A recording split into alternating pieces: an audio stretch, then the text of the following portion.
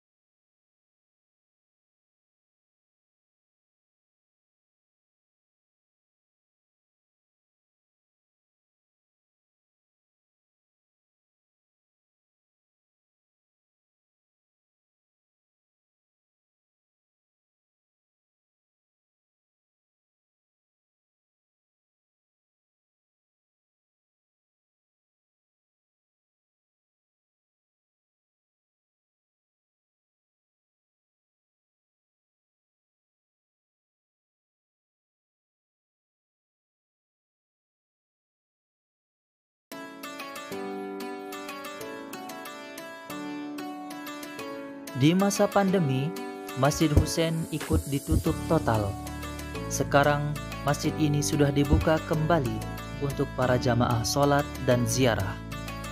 Setelah pemerintah Mesir selesai melakukan pengembangan bangunan konstruksi dan restorasi, Presiden Mesir meresmikan masjid dan makam untuk dibuka kembali pada permulaan bulan suci Ramadan 1443 Hijriah agar bisa digunakan untuk pelaksanaan syiar Islam, yaitu sholat tarawih berjamaah.